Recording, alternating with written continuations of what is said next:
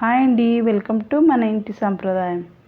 Today వచ్చేసి మనం రెగ్యులర్గా చేసుకునే బ్రేక్ఫాస్ట్ ఉప్మా ఎలా చేసుకోవాలో చూసేద్దాం. చాలా టేస్టీగా ఉంటుంది. వంట రాని వారికి కూడా చాలా సింపుల్గా చేసేసుకోవచ్చు ఈ ఉప్మాని. నేను ఇక్కడ గజరా సుపీరియర్ క్వాలిటీ కేసరి రవ్వ తీసుకున్నాను. చాలా టేస్టీగా ఉంటుంది రవ్వ. స్టవ్ వెలిగించి కడాయి పెట్టుకొని అందులో ఒక 1 గ్లాస్ రవ్వ వేసి బాగా వేయించుకుంటున్నాను. ఈ విధంగా వేయించుకోవడం వల్ల రవ్వ చాలా తొందరగా ఉడికిపోతుంది. ఈ విధంగా వేయించుకున్న తర్వాత పక్కకు తీసేసుకొని ఇందులో 2 టేబుల్ స్పూన్ వరకు ఆయిల్ వేసుకోవాలి.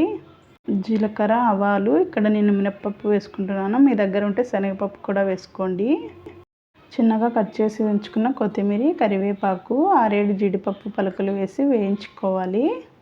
ఈ విధంగా వేయించుకున్న తర్వాత చిన్నగా కట్ చేసి ఉంచుకున్న పచ్చిమిరపకాయలు, అదేవిధంగా ఆనియన్స్, క్యారెట్ కూడా వేసి బాగా ఫ్రై చేసుకోవాలి. ఈ విధంగా బాగా ఫ్రై చేసుకున్న తర్వాత ఇందులోకి మనం 1 గ్లాస్ వరకు రవ్వ తీసుకున్నాం కదా, అందుకోసం 2.5 వరకు వాటర్ వేసుకుంటున్నాను.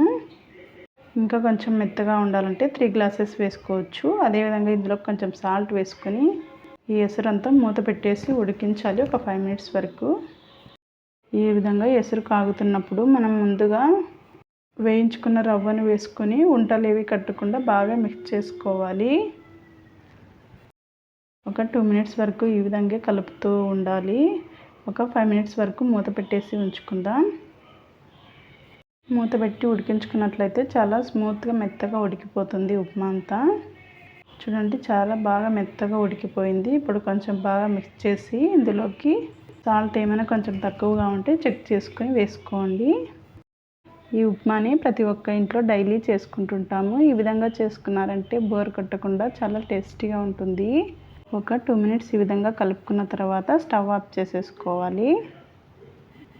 చాలా సింపుల్గా, ఈజీగా ఇంట్లో ఉన్న వాటితోనే ఈ ఉప్మాను ప్రిపేర్ చేసుకోవచ్చు.